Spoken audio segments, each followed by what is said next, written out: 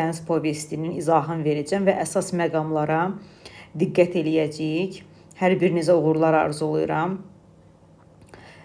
Qoca və Dəniz povesti məşhur Amerika yazıcısı Ernest Hemingway'in yaradıcılığında xüsusi mövqeyə, əhəmiyyətə malik olan bir əsərdir.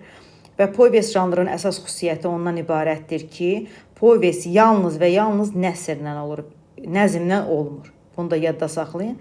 Povest yalnız nəsrlə olur və Azərbaycan ədəbiyyatında povest janrının əsası 1857-ci ildə qoyulmuşdur. Aldanmış Kəvakib əsəri ilə, digər adı Hekayəti Yusif Şahdır. Bunu da yadda saxlamaq lazımdır. Qoca və Dəniz povestində mövzu balıqçılıq həyatıdır.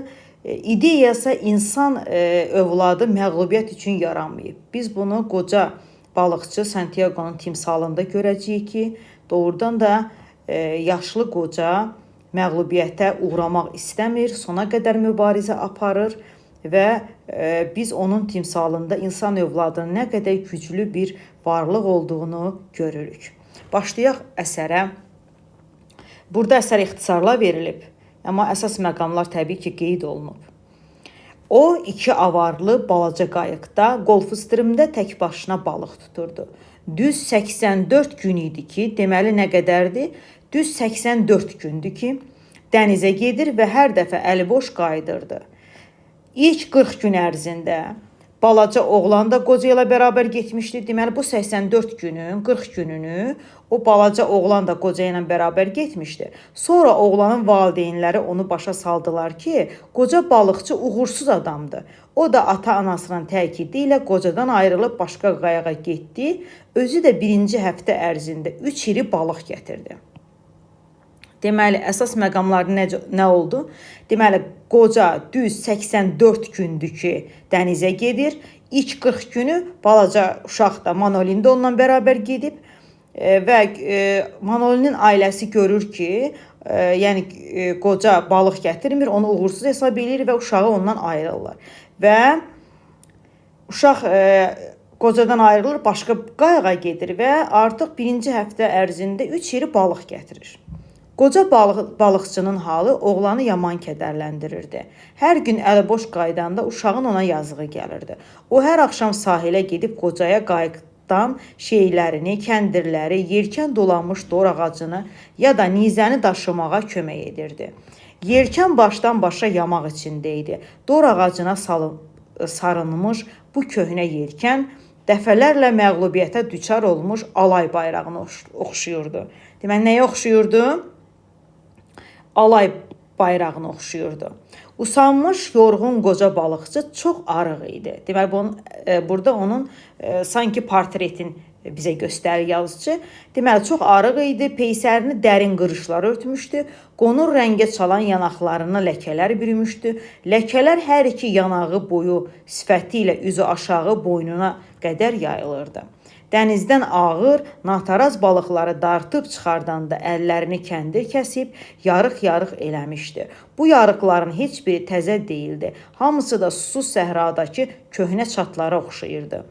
Üzü qoca olsa da, dəniz kimi mavi gözlərində gənclik ehtirası var idi. O gözlər qocanın nə qədər məğlub edilməz olduğunu göstərirdi. Deməli, burada biz qocanın çox güclü biri olduğunu görürük. Santiago, deməli, qocanın adı Santiago'dur. Oğlan qocaya hörmətlə müraciət etdi. Bundan sonra mən dənizə yenə də səninlə gedəcəyəm. Biraz pul qazanmışam. Onlar qayığı sahildə yerbəyər eləyib, yoxuşla qəsəbəyə qalxdılar. Oğlan qoca balıqçını çox sevirdi. Çünki balıq tutmağın bütün sirlərini ondan öyrənmişdi. Qoca dilləndi. Yox bala, indiki yerin yaxşıdır, bəxtin gətirir, orada qal. Deməli, uşaq yenə qocanın yanına gəlmək istəyir, amma qoca ona məsləhət verir ki, elə indiki yerin yaxşıdır, bəxtin gətirir, elə orada qal. Yadındadır, bir dəfə 87 gün hər səhər dənizə getdik, bir dənə də balıq tuta bilmədik. Sonra 3 həftə ərzində iri bir balıqla sahilə qayıtdıq. Yadımdadır, qoca onun sözünü təsdiqlədi. Bilirəm ki, yanımdan öz xoşunla getməmsən, mənə inanırsan, amma öz yerində olsan öz yerində olsan, qalsan yaxşıdır. Məni atam məcbur etdi deyə oğlan özünü təmizə çıxarmağa çalışdı. Mən uşağam, atama qulaq asmalıyam. Doğrudur, qoca dilləndi. Yaxşı eləmisən, başqa cür ola bilməzdi. Atam nədənsə sizin bəxtinizə inanmır. Amma biz inanırıq, eləmi? Əlbəttə, oğlan onun sözünü təsdiqlədi. Ustad, terrasa gedib biraz pivə içək. Şeyləri nə vaxt istəsəniz evə apararıq. Pivə pulunu mən verəcəyəm. Lap yaxşı, niyə də içməyək deyə qoca razılaşdı. Balıqçını qonaq edərdə. Onlar terras restoranına gəlib oturdular. Deməli, terras restoranına gəlib otururlar. Orada da çoxlu balıqçı var idi. Qocanı görəndə gülə-gülə zarafata başladılar. Qoca isə zarafatdan incimirdi. Yaşlı balıqçılar onun halına acıyır, ancaq bunu büruzə vermirdilər. Onlar qocaya hörmət edirdilər. Balıqçılar tilovu dalğaların axınından, nə qədər dərin atmaqlarından, gözəl havadan, dənizdə görüb eşitdiklərindən danışırdılar. Bugün balıq ovunda bəxti gətirənlərin hamısı burada idi. Onlar içini çıxarıb təmizləyəndən sonra balıqları bir-birinə bərkidilmiş qoşa taxtaların üstünə köndələn düzmüşdülər. Balıqları ambarda soyuducuya doldurub Havana bazarına aparacaqdılar. Deməli, hansı bazara? Havana bazarına. Hansı restorana gəlirlər? Terras restoranına. Bunu da yadda saxlayın. Bazar isə Havana bazarıdır. Köpək balığı tutmuş balıqçılar ovlarını limanın o biri başındakı balıq zavoduna təhvil vermişdilər. Deməli, köpək balığı tutanlar da onu zavoda təhvil vermişdilər. Orada balıqları tirdən asıb üzgəclərini kəsmiş, qara ciyərlərini çıxarmış, dərilərini də soymuşdular. Duza qoymaq üçün onları uzununa nazik-nazik yarmışdılar. Külək şərqdən əsəndə balıq zavodundan ifunət iyi gəlirdi. Bugün külək səmtini dəyişmişdi. Şimaldan əsirdi. Sonra tamam kəsdi, qoxu da azaldı. Günün altında terrasda oturmaq adamın xoşuna gəlirdi. Yəni terras restorandır. Bayaq da qeyd etmişdim. Oğlan dedi: "Santiago, hə, nə olub?" Qoca pivə stəkanını əlində tutub dərin fikrə dalmışdı. Keçmişləri yada salırdı. "İcazə ver, gedim sənin üçün sabaha bir neçə sardina tutum." Deməli, balığın adı nədir? Sardina. "Yox, lazım deyil. Sən get beysbol oyna." Deməli, burada oyun adı nədir? Beysbol. "Mən hələ özüm avar çəkə bilirəm. Toru isə Rojeliya atar." "Yox, gedəcəyəm. Madam ki, səninlə balığa gedə bilmirəm, qoy başqa işlərində sənə kömək edim." "Məni pivəyə qonaq elədiyin üçün çox sağ ol. Maşallah, daha yekə oğlansan." Deməli, Santiago Manolinə deyir ki, sən məni pivəyə qonaq elədiyin üçün təşəkkür eləyirəm, deyir. Maşallah, artıq yekə oğlansan. Məni birinci dəfə dənizə aparanda neçə yaşım var idi? 5 yaşındaydın. Deməli, birinci dəfə Manolin dənizə gedəndə 5 yaşı var idi. Az qalmışdı dənizə düşüb boğulasan. Balığı tutub qayığa çıxardım. Başladı çırpınmağa. Az qaldı qayığı sındırıb tikə-tikə eləsin. Yadındadır? Əlbəttə yadımdadır. Yaman çırpınırdı. Quyruğu ilə elə vurdu ki, qayığın oturacağı sındı. Amma sən də o ki var toppuzla əzişdirdin onu. Məni də götürüb qayığın burnuna tulladın. Özün də təpədən dırnağa qan içində idin. Doğrudanmı? Yadında belə yaxşı qalıb. Ya mən sonralar nağıl eləyəndə eşitmisən. Sənlə dənizə çıxdığım birinci gündən bəri olub keçən hər şey yadımdadır. Qoca balıqçı günün altında qalmaqdan qan çəkmiş gözləri ilə oğlana oxşadı. Onun baxışlarından etibar və məhəbbət yağırdı. Yəni, uşağın necə də etibarlı olduğunu görür, həqiqətən sevinir. Biraz susandan sonra səsində mehribanlıq duyulan qoca astadan dedi: "Doğma oğlum olsaydın, heç nəyə fikir verməyib, riskə gedər, səni özümlə dənizə aparardım." Qoca təəssüfləndi. "Heyif ki, başqasının oğlusan, özün də uğurlu qayığa düşmüsən. Sardina tutmağa icazə vermirsən, tilova taxılası yemin də yerini bilirəm, 4 dənəsi bəsimdir. Səhər apardığım yem necə var idi, elə də qalır. Qutuda duzun içinə qoymuşam. Qoy gedim 4 dənə təzəsini gətirim. Onda 1 dənə gətir." Qoca razılaşdı. Oğlan israrla dedi: "İcazə ver 2 dənə gətirim." "Yaxşı, 2 dənə gətir. Qoy sən deyən olsun." Qoca onun xətrinə dəymək istəmədi. Sonra ehtiyatla soruşdu: "Olmaya balıq yemini oğurlamısan?" "Yox, pulla almışam." "Girimə keçsəydi, əlbəttə çırpışdırardım." "Qonaqlıq üçün çox sağ ol." Qoca təşəkkür etdi.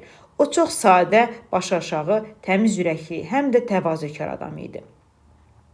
Hilənin, kələyin nə olduğunu bilməzdi. Bu da onun hörmətini daha da artırırdı. Deməli, Santiago başı aşağı, sadə, təmiz ürəkli, təvazökar bir adamdır. O hiylənin, kələyin nə olduğunu bilmirdi. Ona görə də hörmətli adamdır. Qoca dedi: "Ləpə elə belə qalsa pis olmaz. Sabah hava yaxşılaşar. Sabah balığa hara gedəcəksən? Fikrim uzaqlara getməkdir. Dan sökülməmiş dənizə çıxacağam. Belə etsəm külək səmtini dəyişəndə geri qayıda bilərəm. Mən də bəlkə işlədiyim qayığın yiyəsini dilə tutum uzaqlara apara bildim." Oğlan gülümsədi. Qarmağına iri balıq keçsə, köməyinə gələrik. O sahildən uzaqlaşmır. Elədir, oğlan razılaşdı. Bəlkə bu dəfə şirinlikdirib apara bildim.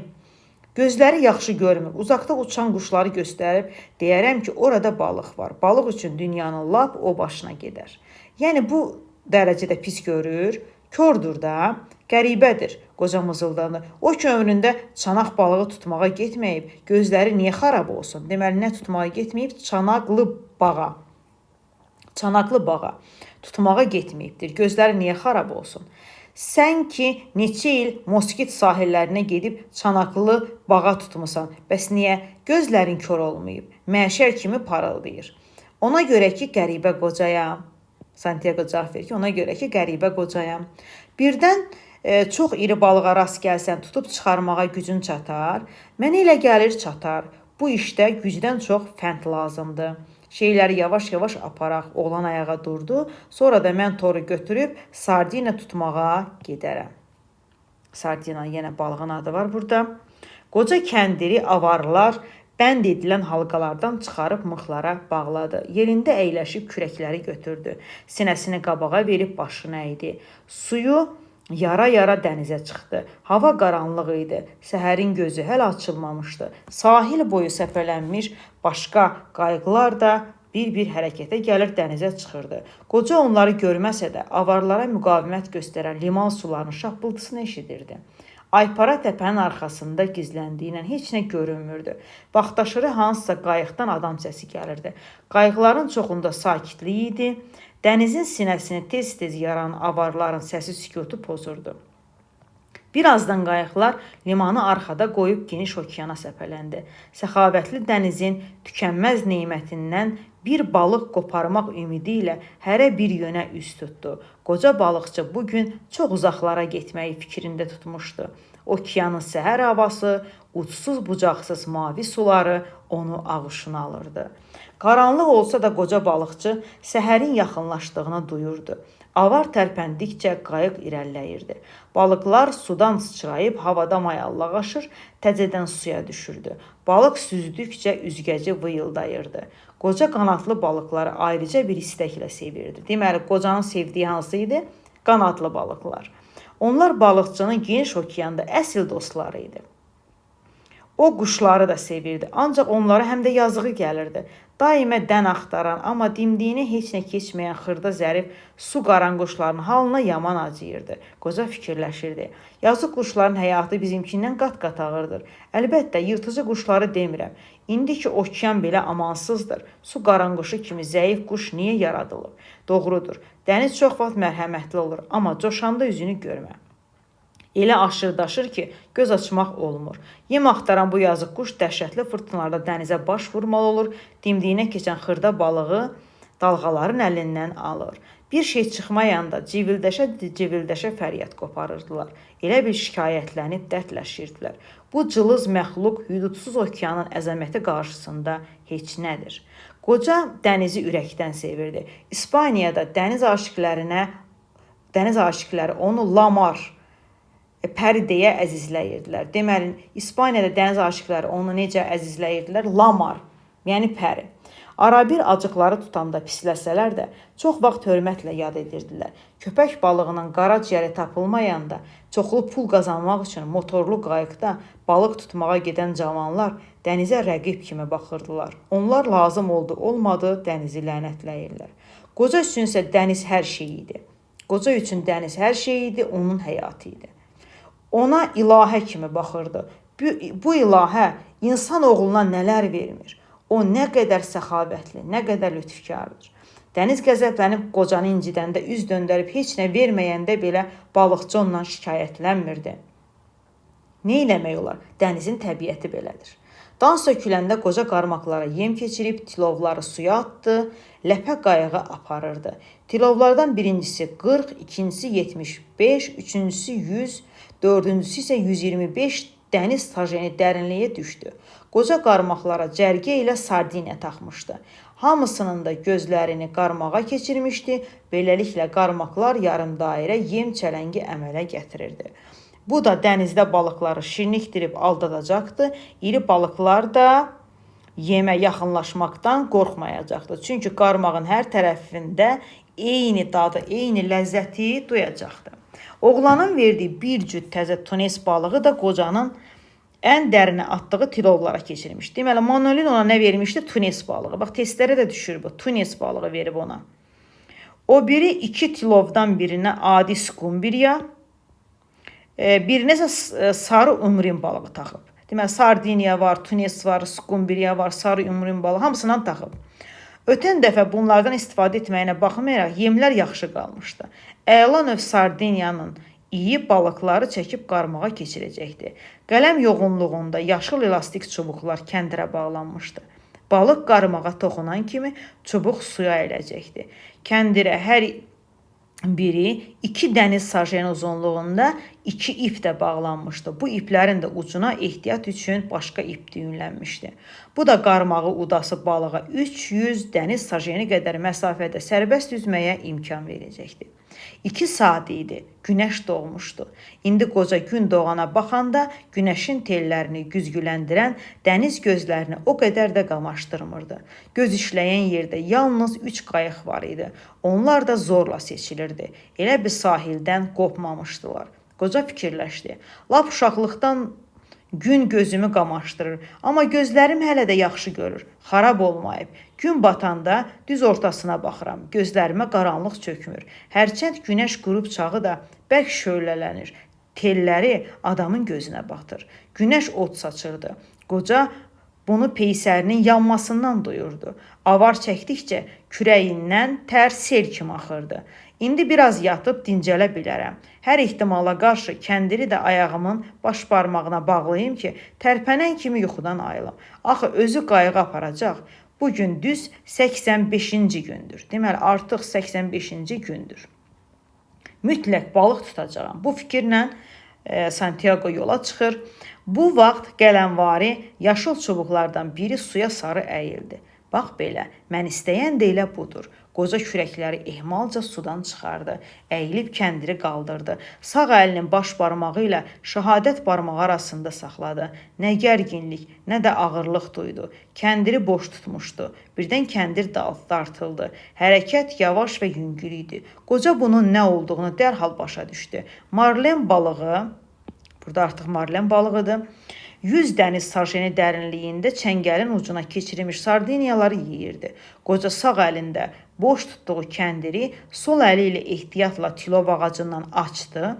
İndi o balığa heç nə sezdirmədən kəndiri suya istədiyi qədər buraxa bilərdi. İlin bu fəslində sahildən bu qədər uzaqda balaca balıq olmaz. Yəqin bu çox yekə balıqdır. Ye balığım, ye, ye sardiniyanı. Yaxşı-yaxşı ye, yem təzədir. 600 fut dərinliyində, yəqin yerin çox soyuqdur, üşüyürsən. Qaranlıq, üstəlik də soyuq. İndi o qaranlıqda bir dəfə çevirir, sonra əvvəlki vəziyyətini al, yenə ye. Kəndir yavaşca tərpəndi, sonra bərk dartıldı. Görünür, balıq sardiniyaları qarmaqdan qopara bilmirdi. Sonra heç nə baş vermədi, qoca səsləndi. Gəl görüm, bir də, yaxşı ilə, qoy ləzzətli iyi səni məst eləsin, iştahla ye. Onları yeyəndən sonra tunesin də dadına bax. Tunes balığında ona Manolin vermişdi. Tunes biraz bərk olsa da ləzzətlidir. Balığım, çəkinmə, ye. Kəndiri baş barmağı ilə şəhadət barmağı arasında tuta-tuta qoca başqa kəndirlərə, iplərə də nəzər yetirirdi. O yenə də yüngül bir təkan hiss etdi. Yeyəcək, ağzı nədir yeməsin? Qoca qışqırdı. Allah özü ona ruzi yetirib. Yox, balıq tilova gəlmədi, harasa getdi. Kəndir daha tərpənmirdi. Qoca heç nə başa düşmədi, gedə bilməz. Həzrəti İsa özü onu getməyə qoymaz. Deməli, burada dini ad çəkilir. Həzrəti İsa onu deyir, özü onu getməyə qoymaz. yerini dəyişdirir. Çox güman bu balıq əvvəllər bir dəfə qarmağa keçib. Odur ki, indi ehtiyatlı dolanır. Kəndir yüngülcə tərpəndi, qocanın kefi kökəldi. Mən dedim axı, yerini dəyişir, tilova gələcək. Balığın kəndiri yenə yavaşca tərpətməsi qocanı sevindirdi. Ancaq gözlənilməz ağır təkandan balıqçı sarsıldı. Görünür balıq çox yekə, çox da ağır idi. Qoca kəndiri buraxdı. Kəndir sürüşə-sürüşə sürətlə aşağıya, dərinə, lap dərinə getdi. Qoca ehtiyat üçün saxladığı kələflərdən birini işə saldı. Kəndir dərinə getdikcə qoca qarmaqlarına düşən gücdən balığın nəhəngliyini açıq-aydın hiss edirdi. Bu balıq nə boydadır? Qoca təəccüblə mızıldandı. Görünür qarmağı köndələninə udub. O da ilişib ağzına, indi qurtulmağa can atır, kəndiri qırıb qaçmaq istəyir. Qoca fikirləşdi, dönüb qarmağı udacaq, ancaq düşündüyünü dilə gətirməyə qorxurdu. Ona elə gəlirdi, arzu dilə düşəndə baş tutmur. Qarmağa keçən balığın çox yekə olduğunu anlayırdı. Bu dəqiqə balığın ağzına keçmiş qarmağı da, qarmağa sancılı tunesi də götürüb, dənizin dərin qaranlıqlarına necə can atdığını aydın təsəvvür edirdi. Balıq tərpəndikcə qoca onun nə ağırlıqda olduğunu biraz da yaxşı duyurdu. Ağırlıq birdən artdı, qoca kəndiri boşaltdı, sonra bir anlığa onun barmaqları arasında saxlayıb buraxmadı. Ağırlıq və gərginlik yenə artdı, kəndir aşağı dartıldı. Əməlli başlı tutdu, deyə qoca rahatlandı. Sonra kəndiri dənizə buraxa-buraxa sol əli ilə iki kələfin kəndirini açıb, ikinci çəngəlin ehtiyat kələfinə caladı. İndi o nəhəng balıqla vuruşmağa hazır idi. Dənizə buraxdığından başqa hər biri 40 dəniz sajeni uzunluğunda 3 ehtiyat kələfi vardı. Biraz da ud görək, qoca xəyalən balıqla danışırdı. Yaxşı ud. Elə ud ki, qarmağın ucları gedib düz ürəyinin başına batsın. Sonra da suyun üzünə çıx ki, nizəni böyrünə sancım. Oldu, hazırsanmı? Çox yeyəcəksən? Daha bəsdir, qoca qışqırdı. Kəndiri iki əlli var gücü ilə özünə tərəf dartıb, 1 yard qədərini geri yığdı. Sonra ipi bir neçə dəfə tərpətdi. Qocanın bütün səyləri boşa çıxırdı. Balıq baş götürüb üzür, üzdükcə qayıqdan uzaqlaşırdı. Qoca isə onu bir düymə belə dala qaytara bilmirdi. Balıqçının kəndirləri çox möhkəm idi. O bunları iri, güclü balıq üçün hazırlanmışdı. Kəndiri kürəyinə aşırıb tarıma çəkdi. Ətrafa su damcıları səpələndi. Qoca taxta oturacağa çöküb, bədənini dala verdi, bütün gücünü topladı. Qayıq yavaş-yavaş şimal-qərbə yön alırdı. Deməli, hara gedirdi qayıq? Şimal-qərbə. Balıq durmadan üzür, qayıq da sakit dənizin sinəsi ilə balıq gedən səmtə gedirdi. Qarmağına yem taxılmış o biri tilovlar da suda idi. Hələlik qocanın əlindən heç nə gəlmirdi. Gecə yarısı 2 dəniz donuzu mayallaq vura-vura qayığın böyür başında üzürdü. Qoca onların səsini eşidirdi. Erkək donuz bərkdən, dişisi də astadan fısıldayırdı. Deməli, burada hətta dəniz donuzuna da biz rast gəldik əsərdə. Qoca dedi, yaxşı heyvanlardır, oynayırlar, zarafat eləyirlər. Qanadlı balıqlar kimi, onlar da biz insanlara yaxındır. Qocanın tilova düşən iri balığa yazığı gəldi, düşündü. Balıq deyil, xalis möcüzədir. Görəsən nə yaşdadır, ömründə belə güclü balıq tutmamışam. Başıma belə oyun açanı olmayıb. Görünür, çox ağıllı balıqdır. Atlanıb düşmür, kəndiri dartsa ya hoppansa bir anda məni məhv edə bilər. Ola bilsin bundan qabaq dönə-dönə qarmağa keçib, indi də istəyir çırpışmaqla canını ölümdən qutarsın. Yəqin, qoca ilə təkbətək vuruşduğunu bilmir. Çox iri balıqdır. Görəsən əti dadlı olsa bazarda nə qədər pul çıxarar? Yəni bunu Santiago fikirləşir, bütün bunları. Yemi götürməyindən bildim ki, erkəkdir. Hətta onun erkək olduğunu da anlayır. Özünü lap kişi kimi aparır. Heç nədən qorxub eləmir. Görəsən nə elədiyini bilirmi? Yoxsa o da mənim kimi bəxtinin izinə düşüb hara gəldi gedir. Balıq insanın hər cür kələyindən, hiləsindən, qurduğu tələdən uzaqda, okeanın dərin yerində yaşamaq istəyirdi. Mən isə onu üzə çıxardım. İnsan nəfəsi dəyməyən bir yerdə İndi biz bir-birimizə bağlanmışıq, bir-birimizdən ayrılmazıq. Aramızdakı yaxınlıq günortadan başlayıb. İndi mənə də, ona da heç kim kömək edə bilməz. Balıq yavaş-yavaş dövrə vurur, qayağa yaxınlaşırdı. O gözəlliyi, görkəmi ilə qocanı heyran qoymuşdu. Qoca nizəni qapıb, bütün gücü ilə balığın döş üzgəcinin altına sapladı. Balıq yerindən tərpənmirdi. Qoca balığı üç yerindən, burnundan, ortasından, bir də quyruğundan qayağa möhkəm bənd etdi. Balıq o qədər iri idi ki, elə bil qayığın özünü gəminin böyrünə qoşmuşdular. İndi balıq əlinin altındaydı. Əlləri də, beli də bərk ağrıyırdı. Bunlar da yuxu deyil, həqiqət idi. Əllərin tez sağalacaq. Qoca özünə təsəlli verdi. Yaralarımdan çox qan axıb, ona görə qanım zəhərlənməz. Şor su yaranı tez sağaldır.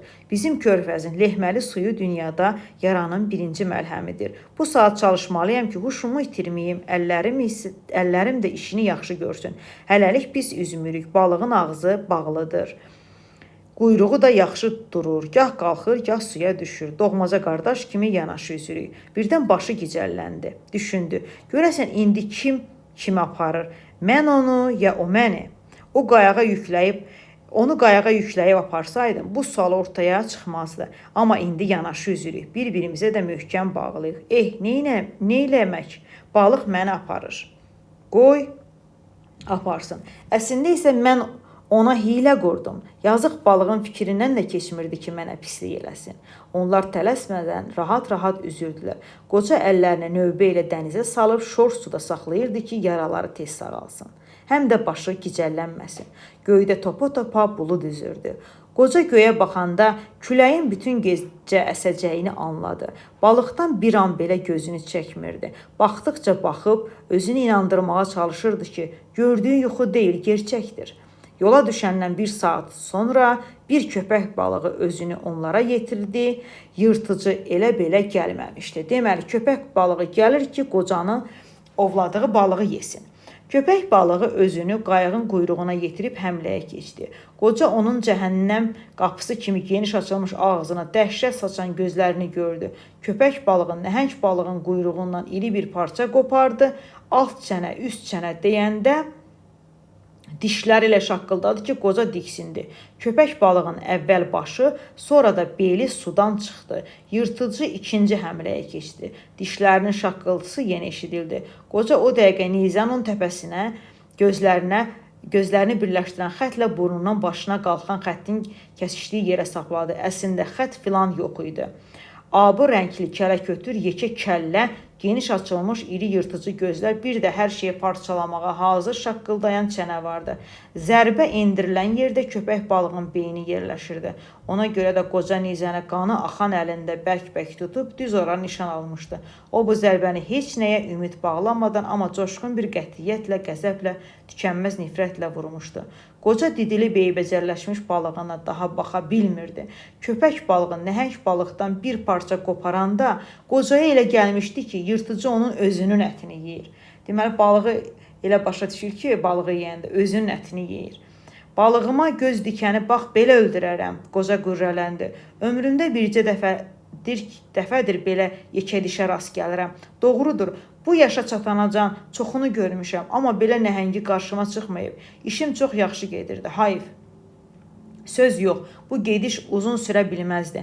Bütün bunların yuxu olmasını elə istərdim ki, kaş mən bu azman balığı tutmamış olaydım. Kaş indi çarpayımın üstünə uzanıb qəzet salıb uzanmış olaydım. Bərkdən dedi, insan övladı məğlubiyyət üçün yaranmayıb. Bax, əsərin ideyası da budur. İnsan övladı məğlubiyyət üçün yaranmayıb. Onu məhv etmək olar, məğlub eləmək olmaz. Onu məhv etmək olar, məğlub eləmək olmaz. Balıq öldürməyimə peşmanam, heyfsiləndi. Yaxşı bilirəm, bu mənə ucuz başa gəlməyəcək. Həngamənin böyüyü hələ qabaqdadır. Qayıq 2 saat üzdü. Qoca bir azca dincəlmək üçün böyrü üstə uzanmışdı. Özünə gəlib güc toplamaqdan ötürü balığın ətindən çeynəyirdi. Bu ara qayağa yaxınlaşan qoca köpək balığından birini görüb, vay dədə, deyə dəhşətlə səsləndi. Bu elə belə bağırmaq deyildi. Əlinə qəfil mıx batmış adamın tükürpədici fəryadına oxşayırdı. Köpək balıqları şikarı parçaladıqca qayıq təkanlardan əsim-əsim əsirdi. Qoca heç nə görmürdü, yalnız eşidib duyurdu. Düşmənlərini havayı yerə kötəkləyirdi. Birdən topuzu da yoxa çıxdı. Doğrudan da, qoca çox əziyyət çəkir. Onda qoca sükanı dartıb yerindən çıxartdı. Qənimlərinə 2 əli ilə dalbadal zərbə endirməyə başladı. Köpək balıqlar indi qayığı 4 yandan araya almışdılar. Qaranlıq gecədə suyun üzündə ağaran nəhəng balığın ətini didirdilər. Parçanı qoparan kimi çəkilir, bir də hücuma keçmək üçün dövrə vurub yenidən qənimətə daraşırdılar. Ən axırda bir köpək balığa dairə vurub nəhəng balığın başına sarı üzdü. Qoca artıq hər şeyin bitdiyini anladı. Köpək balığı dişlərini nəhəng balığın möhkəm kəlləsinə ilişdirəndə qoca da sükanı onun burnunun üstündən endirdi. Sonra dalbadal bir neçə zərbə vurdu. Sükan şaqqıltı ilə sınıb parça-parça oldu. Qoca əlində qalmış dəstəklə balığı bir də vurdu. Dəstək ətə girdi. İkinci zərbəni də eyni yerə tutuzdurdu. Köpək balığı sıçrayıb qaçdı. Bu qayığa sonuncu hücum idi. Artıq yeyiləsi bir şey qalmamışdı. Qoca zorla nəfəs alırdı. Ağzında mis paxırı dadı verən nəsə şirintəhər bir tam vardı. Qoca bir anlığa qorxdu, ancaq bu halı da tez ödüşdü. Qoca artıq tamam əzilib məğlub edildiyini anladı. Qayığın arxasına keçib sınıq sükan dəstəyini yerinə taxdı. Onun işə yaradığına sevindi. Deməli, qayığı idarə eləməyə bir şey vardı. Köhnə kisəni çiyninə salıb oturdu. Sahilə yönəldi. Bu saat qoca heç nə duymur, heç nə düşünmürdü. Hər şey ona yad olmuşdu. Ondan ötürü hər şey geridə qalmışdı. Bir arzusu vardısa, o da doğma sahilə evə çatmaq idi. Qayıq yaxşı üzürdü. Gecə yarı bir ayrı sürü də nəhəng balığın skeletinə hücum elədi. Ac qarın qulular daraşıb əvvəlkilərin qabığından qalıma sümüyü gəmirirdi. Qoca onları vecinə də almırdı, qayığını sürürdü. Özü də qayığı da nəhəng balığın ağır yükündən qurtulmuşdu. Gözəl qayıqdır, özünə təsəlli verdi, möhkəmdir. Sınıb eləməyib, bircə sükanı işdən çıxıb onu da düzəltmək asandır. Qoca balıqçı qayığın isti axına girdiyini duydu. Sahil boyu uzanan qəsəbələrin çıraqları lap yaxın görünürdü. O harada olduğunu bilirdi. Bilirdi ki, birazdan evə çatacaq. Səhər tezdən oğlan köməyə baş çəkməyə gəldi. Yəni, Manolin gəlir. Qapıdan boylanıb baxanda qocanın yatdığını gördü. O, qocanın rahat nəfəs aldığını görəndə rahatladı. Balıqçılar sahildə qocanın qayığını araya alıb, qayığa bağlı nəhəng balıq skeletinə tamaşaya durmuşdular. Bir balıqçı çırmanıb suya girmişdi. Əlindəki iplə balığın boyunu ölçürdü. Deməli, o qədər böyük bir balıqdır ki, hamı onu ölçür. Əsərin forma xüsusiyyətləri, deməli, epik növdədir, povest janrındadır, təhkiyə aparıcıdır. Bu əsər nəinki Amerika ədəbiyyatında, ümumiyyətlə dünya ədəbiyyatında ən yaxşı əsərlərdən hesab olunur. Çünki bir müddət Ernest Hemingway Kuba sahillərində yaşayır və balıq ovuna da gedir və orada müşahidələr nəticəsində gördükləri müşahidələr əsasında bu povesti yazır. Və əsərin əvvəl hissələrində də görürük ki, Santiago Manolin ilə söhbət edir və görürük ki, Manolin Santiago'nu çox istəyir. Yəni, biz onu görürük. Yəni, onların ümumiyyətlə bir-birinə sevgisini biz burada görürük. Və əsərdə bədii həllini tapmış məsələlər, insan mənəviyyatı, onun ətraf mühitlə münasibəti, gerçəkliklə əlaqəsi, yenilməzliyi, qüdrəti əks olunub. Yəni, burada ən aktual problemlərdən biridir. Mövzu balıqçı həyatı, ideyası, insan övladı məğlubiyyət üçün yaranmayıbdır. Hadisələr Kuba sahillərində baş verir, Gulfstream deyilən ərazidə. Əsər müəllifin şəxsi müşahidələri əsasında yazılıb. Qocanın adı Santiago'dur, oğlan adı isə Manolindir. Qoca deməli 84 gün balığa çıxsa da əli boş geri qayıdır. İlk 40 gün Manolin də ondan gedir. Sonradan isə qocanı uğursuz hesab etdiklərinə görə Manolinin valideynləri ondan ayırır, başqa bir balıqçıya onu qoşurlar. Yəni, bu Manolinin şəxsi seçimi deyildi. Onu valideynləri məcbur eləmişdi. Və Manolin qocaya münasibəti çox müsbətdir. Ondan ayrılsa da hər zaman onun yanına gəlir və ailəsinə fərqli olaraq o qocanı çox sevir və onu uğurlu hesab edir əslində. Manolin Santiago xətti nəsillər arasında nəsillər arasındakı o münasibəti ifadə eləyir əslində. Və Manolin danışığından da aydın olur ki, onların əvvəl də uğursuzluqları olub deyir. Deyir ki, yadındadır 87 gün biz getdik, bir dənə balıq tuta bilmədik deyir. Amma sonra 3 həftə ərzində iri bir balıqla sahilə qayıtdıq. Qocanın bütün zəhməti hədər gedir, yəni çox çalışır ki, köpək balıqları yeməsin, amma bu alınmır. Amma yenə də biz görürük ki, o həvəsdən düşməyib, yəni o demək olar ki, heyfslənməyib.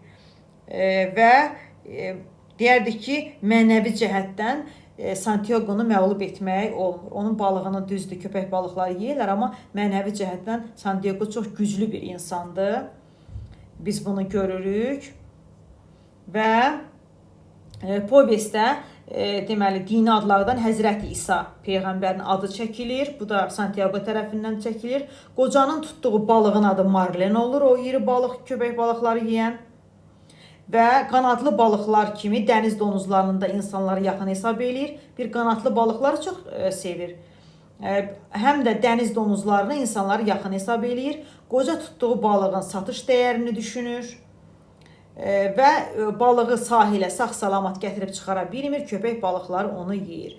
Qoca kiçik dostuna beysbol oynamağı təklif eləyir. Balıqçı olan Santiago'ya sardina tutmaq istəyir və yem kimi isə qocaya tunes balıqlarını Manolin verir. Qoca ən böyük balığı tutmaqla onun uğursuz olduğu barədə dolaşan söz-söhbətlərə son qoyur. Amma iş orasıdır ki, sağ-salamat gətirə bilmir. Amma yenə də bu demək deyildi ki, Santiago məğlub olmuşdu. Santiago çox güclü bir obrazdır povestdə və bu əsər mənim də çox sevdiyim əsərlərdən biridir. Və hər birinizə imtahanlarda uğurlar arzulayıram və məğlub olmağı yox, qalib olmağı arzulayıram. Amma insan belə bir fikirdə var ki, insan məğlubiyyətdən, qalibiyyətdən bir şey öyrənir, məğlubiyyətdən isə min cürə şey öyrənir. Amma mən yenə də bütün imtahan verən blok imtahanında, həm sertifikasiya imtahanında hər bir müdavimə, əziyyət çəkən hər bir müdavimə uğurlar arzulayıram və onlara qalibiyyət arzulayıram. Minnətdaram. Kanala abunə olmağı və şərh yazmağı unutmayın.